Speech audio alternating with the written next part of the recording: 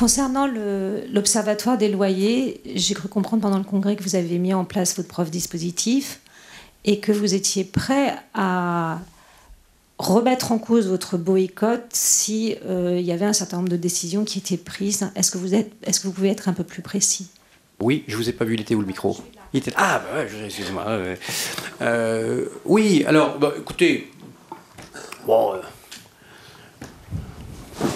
si vis pacem parabellum, enfin bon, ceci étant, non mais, soyons clairs, vous savez, je vais vous faire une boutade, ne la relatez pas, hein, c'est entre nous, hein. Je veux dire, dans la vie, il faut être poli, hein. Et comme dit un copain corse, il faut être poli et armé. Poli c'est bien, mais polyarmie c'est mieux. Bon, non, je plaisante, c'est une boutade, je vous l'ai dit. Non, simplement, les pouvoirs publics ont besoin, pour construire l'encadrement des loyers et la politique qu'ils veulent mener, d'avoir des données fiables. J'ai la prétention, grâce au travail exceptionnel que Jean-Marc Torolion a mené depuis un an, que nous pouvons apporter des données fiables. Non seulement nous pouvons, mais je pense que je n'aurai pas l'outrecuidance de dire qu'on est les seuls, mais enfin en tout cas on est très bien placé pour les avoir. D'abord parce qu'on a des panels représentatifs et parce qu'on a une méthode aujourd'hui qu'on est en train d'affiner, qu'on a commencé de travailler et d'affiner avec les ADIL, d'ailleurs ça fait 20 ans dans certains endroits, que nous pouvons le faire. Donc aujourd'hui on dit bah oui mais bien sûr on va le construire, mais nous ne nous tapez pas dessus en nous demandant d'être votre ami. Donc, écoutez, construisons quelque chose de juste et d'équilibré, puisque cette loi, c'était le rééquilibrage des rapports entre les uns et les autres. Construisons quelque chose de juste et d'équilibré, et puis on participera. Et c'est vrai que, de toute façon, on en a besoin. Nos adhérents, les administrateurs de biens gestionnaires, ont besoin, pour donner à un propriétaire bailleur le juste prix et ne pas être amené à constater au bout de 3 mois qu'on n'a pas loué parce qu'on était trop cher, on a besoin de ces données-là. Bon, par type de logement, par secteur, par qualité de produit. Donc on l'a aujourd'hui, et c'est vrai que, ma foi, on s'en servira. On n'a pas envie de dire, écoutez, on s'en sert et puis on ne vous les donne pas. À un moment donné, moi, il faut que j'arrive à convaincre aussi mes troupes, plutôt que de leur interdire ou de les obliger de faire quelque chose. Je veux les convaincre, et pour les convaincre, il faut que j'ai des arguments. Donc j'ai envie d'être écouté du ministère pour pouvoir convaincre mes troupes. Juste à propos de ça et autour de l'environnement en général, vous avez dit au début de la conférence de presse que vous n'étiez pas...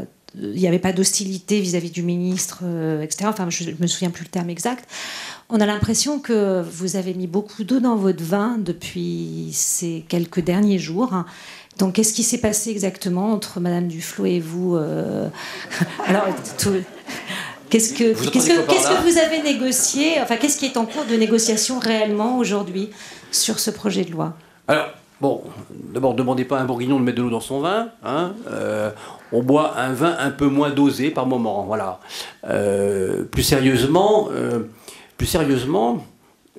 moi, ce qui s'est passé, c'est pas tellement ce qui s'est passé entre le ministère et la fédération, ni même entre Cécile Duflot et moi. Excusez-moi, des relations toujours courtoises, toujours équilibrées avec la ministre, et en tout cas, elle en fait pareil. Et même quand elle nous dit des choses durement, elle le dit avec sourire. Vous la connaissez, je ne sais pas. Hein. Non, je crois que le constat qu'on en a fait, c'est qu'on espérait beaucoup du débat parlementaire. Et que le débat parlementaire nous a plus déçus que rassurés. Hein. Parce que, en fait, ce qui se passe, c'est qu'un certain nombre de nos parlementaires sont dans des statures politiciennes. Et qu'ils ne sont pas dans le pragmatisme et dans le métier. Nous, on essaie toujours d'être... moi, je me souviens d'une conférence de presse qu'on avait fait à la Fédération. On avait essayé de faire de l'explication de texte sur nos métiers, sur pourquoi est-ce qu'on défend telle position, tel sujet. C'est pas des positions... je ne veux pas être dans des positions poujadistes protectionnistes. Je veux être dans des positions d'avancée pour nos clients, pour nos consommateurs, mais des positions qui soient justes. Et... on a fait beaucoup de rendez-vous avec des parlementaires. Je crois qu'avec mes amis, on en a fait pendant une centaine pour leur expliquer les besoins que nous avions et la réalité du métier, la difficulté du métier. Et je me souviens encore au sein de la copropriété, il y a 3 semaines ou un mois, les débats. il y a une méconnaissance. Hein. J'ai dit dans mon propos introductif dimanche à l'Assemblée générale qu'il y avait malheureusement une certaine inculture du logement au sein du Parlement. Voilà, je le regrette, mais c'est comme ça. Et donc on a constaté que finalement, ils étaient dans une stature politicienne, à l'Assemblée comme au Sénat, mais alors là, c'est pas de droite ou de gauche, et chacun défend des principes, et on a vu des parlementaires de droite monter au créneau sur des sujets idéologiques, et puis des parlementaires de gauche de la même façon avec une position dogmatique. Donc moi, ça m'a un peu, je suis un jeune président, je n'avais pas pour l'habitude de voir des parlementaires régulièrement, c'est un exercice qui n'est pas forcément facile, on n'y est pas prêt, et là j'étais un peu déçu, si vous voulez, du débat parlementaire, et à ce moment-là, je me suis aperçu que finalement, le débat qu'on avait eu au ministère, et c'est ça que j'ai eu du mal à expliquer à mes troupes, avait été plus constructif. Hein. Même s'il est imparfait, même s'il y a des sujets sur lesquels je ne suis pas satisfait aujourd'hui, c'est clair. Hein. Donc, comme je suis en discussion avec le ministère et puis qu'on va avoir les décrets aussi à rédiger, eh bien, pour essayer de trouver quelque chose de juste et qui corresponde à l'attente de nos clients et de nos concitoyens, je pense qu'il faut qu'on continue de discuter. Il ne faut pas qu'on soit dans une stature d'affrontement. Même si j'ai eu des propos, peut-être parfois, qui vous ont paru forts, je n'ai jamais été dans l'affrontement direct.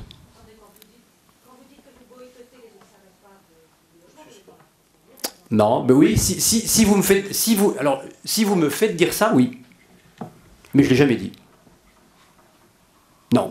J'ai dit clairement. Alors là, je me souviens, même, ou alors je vais attaquer par Alzheimer, j'ai dit clairement, mais vous savez, les propos sont souvent déformés. Hein. Bon. Mais je ne parle pas, c'est pas la question. On entend aussi des fois que ce qu'on veut entendre les uns ou les autres. J'ai clairement dit, à partir du 11 juin, que je suspendais momentanément l'alimentation des observatoires. C'est exactement les propos que j'ai tenus. Enfin, j'espère que la plupart d'entre vous que j'ai eu, même au téléphone individuellement, se souviennent que j'ai dit que je suspendais momentanément l'alimentation des observatoires. Excusez-moi, je pense que c'est vraiment de la sémantique, ça reste Eh bien, écoutez, si je ne vous convainc pas, je ne vous convainc pas. En tout cas, moi, je n'utilise pas ce terme-là. Je suspends momentanément l'alimentation des observatoires. Voilà. Après, chacun... À quelles conditions vous êtes prêt à les reprendre? On va reprendre la question. Nous allons voir quand on aura des engagements plus précis sur les points sur lesquels on est revenu tout à l'heure. Jean-François, je peux... Mais sur lesquels? Parce que l'encadrement des loyers, vous n'en parlez pas du tout. Vous n'en avez pas parlé là, vous avez parlé des autres points. Mais sur l'encadrement des loyers, à quelles conditions vous êtes prêt à renouer le dialogue, à leur redonner, à reprendre les observatoires, etc. Ouais. Parce que ça, on comprend pas bien. Vous savez, nous, professionnels, nous sommes tout à fait favorables à la mise en place, je dirais, de bases de données, d'observation. Il faut aller d'ailleurs bien au-delà des loyers. Je dirais, il faut atteindre aussi le domaine de la copropriété, des transactions, et apporter, je dirais, une alimentation qui est nécessaire au pouvoir public pour avoir une réflexion partagée sur l'urgence du logement en France. Je crois que c'est là notre démarche citoyenne, notre contribution. Simplement, aujourd'hui, je crois qu'il ne faut pas perdre de vue qu'on a besoin aussi un peu de stabilité dans la vision politique. Il y a quelque temps, le Conseil d'analyse économique de Matignon a lui-même déclaré que l'encadrement des loyers était un système qui était contre-productif. Et je crois que nous aussi, à la Fédération, nous disons que ce système n'est pas démontré, il risque de se montrer effectivement contre-productif, et c'est un système qui est archaïque. Alors, comme l'a dit avec grande sagesse Jean-Paul Delevoye lors de son intervention ce matin, s'il y a des outils, s'il y a des propositions, s'il y a des pistes, qu'on les teste, qu'on le fasse de façon expérimentale sur un quartier. L'urgence est démontrée à Paris, oui, mais l'urgence n'est nullement démontrée dans les autres territoires. Et c'est peut-être, encore une fois, pour rebondir ce que disait Jean-Paul Delevoye, ayant une vision globale et une vision de l'aménagement de notre territoire, plutôt qu'une politique unique dans la question du logement et de l'accès au locatif. Si je comprends bien, vous dites faisons une expérimentation dans des zones test telles que Paris, et là on est d'accord, et c'est ça la position de la FNAIM. Je ne sais pas, je comprends pas. Oui, mais non, mais attendez, on va construire. De toute façon, l'observatoire des loyers, ce sont des observatoires locaux aussi. Et ce sont des réponses locales. comme vous l'a très bien expliqué Loïc, il y a des endroits où on n'est pas en zone tendue. Comment est-ce qu'on va déterminer les zones tendues? Comment est-ce qu'avec le préfet, on va déterminer le loyer médian? Comment est-ce qu'on va déterminer le loyer médian minoré ou le loyer médian élevé et non plus majoré? C'est ces questions-là qu'on va résoudre. Mais on n'est pas... c'est pour l'intérêt de nos concitoyens. Je veux dire que là, on n'est pas du tout dans l'intérêt d'une profession qui veut avoir une niche. On est vraiment dans l'intérêt de nos concitoyens. Donc on n'est pas du tout dans une posture, on dit on boycotte, on bloque. Non, pas du tout. On construit. Voilà les éléments, on en discute. Parce qu'il y a un problème qui a été évoqué, qui est très sérieux, c'est celui de comment ça se passe dans le moteur. C'était la discussion qu'on avait la semaine dernière au ministère. On disait, mais oui, un observatoire, très bien, mais est-ce que vos données ne sont pas critiquables? Si on ne veut pas que les données soient critiquables, il faut bien qu'on soit complètement transparent sur la façon dont on les met en place. Et à partir du moment où on a une façon sur laquelle on est d'accord, on la met en place, et ben on arrive à un résultat qui n'est pas forcément le même dans tous les cas de figure. Donc cette mesure de l'encadrement des loyers, moi, c'est... philosophiquement, je pense que c'est une erreur. Je pense que c'est archaïque. Je pense que c'est revenir à une sorte de loi de 48. Mais je ne veux pas mettre de l'huile sur le feu. Il y a un gouvernement, il y a un ministère, il y a une assemblée, il y a un Sénat, il y a des gens qui votent. Je suis démocrate. Ok, très bien. Bon, moi, je vais vous démontrer après, au quotidien. Mais ça va se faire dans le temps, ça. C'est pas on est fâché, puis telle date, on n'est plus fâché. Non, il ne s'agit pas de fâcherie. Il s'agit d'être pragmatique. Et je veux dissocier les secteurs de la copro d'un côté, de la location de l'autre et de la réglementation professionnelle. C'est pas une arme en disant, j'ai clairement dit à la ministre, c'est pas je veux tout ça, et puis sinon j'ai rien. Il faut qu'on construise intelligemment. Voilà. Juste, si je peux me permettre d'ajouter un point, pour répondre en complément de ce que vient de dire Jean-François, de ce que vient de dire Loïc, à votre question.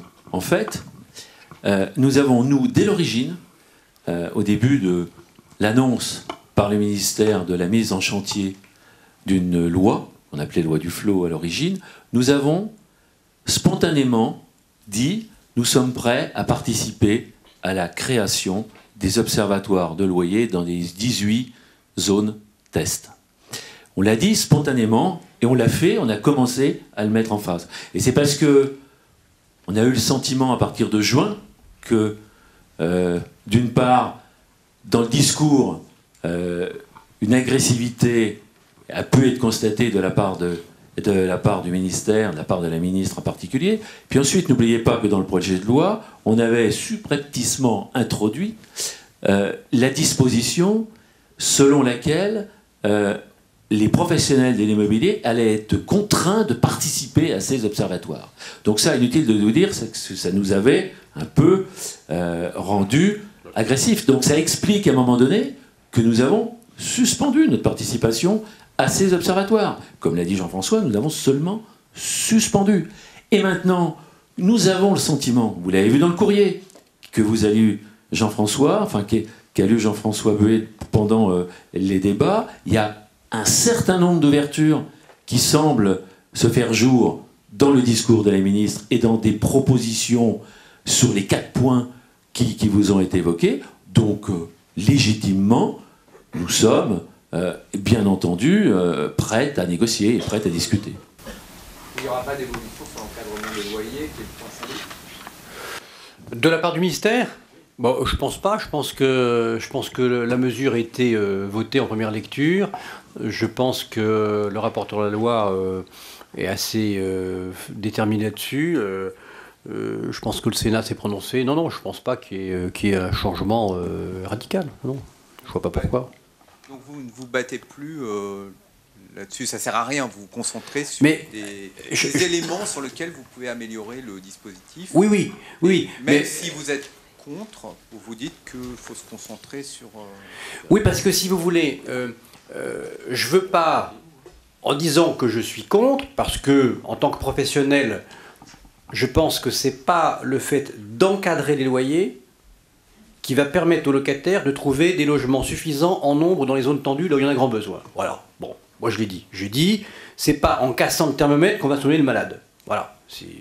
L'image elle est simple. Donc, je ne pense pas. Bon, ceci étant, c'est fait. Je suis citoyen. Hein. On verra, on démontrera. Et à nous de démontrer qu'on avait raison. Hein. Mais je ne veux pas non plus être... et puis sur les autres sujets, on a bien dissocié. Par exemple, le ministère nous demande d'accompagner la formation. Mais on le veut. Le ministère nous demande en copropriété d'accompagner la rénovation énergétique. Mais on le fait. Donc on n'est pas dans l'affrontement. Loïc, tu voulais intervenir, non? Oui, je voulais dire sur l'encadrement des loyers, mais je crois que cette politique globale, hein, ce dispositif d'encadrement qui vise quand même 21 agglomérations, 21 secteurs qui sont identifiés comme étant des secteurs tendus, relève d'une absence totale d'observation économique et d'un rapprochement des professionnels. D'ailleurs, si vous saviez aujourd'hui qu'un administrateur de biens sur l'ensemble de ces agglomérations, aujourd'hui n'est pas confronté, et certainement n'est pas enclin à augmenter les loyers, à chaque fois, systématiquement, une relocation s'accompagne d'une baisse des prix proposés. Donc nous ne sommes pas dans des marchés tendus. Et je crois que nous, professionnels, demanderons effectivement, je dirais, d'avoir la démonstration totale de ce qu'est un marché tendu, puisque la loi ne fait référence qu'à cette notion. Et je pense que monsieur le préfet, dans chaque département, aura beaucoup de difficultés à mettre le curseur là où sera le loyer médian. C'est-à-dire que c'est un exercice qui est très compliqué, et notamment, malheureusement, qui a des effets contre-productifs. Matignon l'a soulevé, c'est vrai, c'est que ce dispositif, en quelque sorte, fait aujourd'hui peur à des investisseurs dans le domaine locatif, alors que nous avons besoin d'eux pour avoir une nouvelle offre locative, et que l'État ne cesse, en contrepartie, de mettre des incitations fiscales pour l'investissement locatif. Alors, d'un côté, on sanctionne, et de l'autre côté, on encourage. Moi, je pense que ce que l'on souhaite, c'est être associé à la gouvernance des observatoires. Je pense que l'éclairage des professionnels, de ce point de vue-là, sera déterminante. Parce que le paradoxe veut qu'on désigne des zones tendues avec des taux de vacances énormes. Et ce paradoxe-là, il n'y a que nous qui pouvons le sentir. Donc je crois que... Et on est prêt, je crois, Jean-François. Nous, ce que nous souhaitons, c'est ça. Vous savez que les zones... Il faut ajouter à ce que vient de dire Jean-Marc, que les zones tendues actuellement définies par la loi sont définies à partir d'un outil administratif essentiellement issu du monde HLM qui analyse le besoin en logement au regard du cumul des demandes de logements sociaux, cumul de demandes de logements sociaux qui se cumulent organisme par organisme et qui ont évidemment et qui montrent une photographie qui n'est pas la bonne, quoi.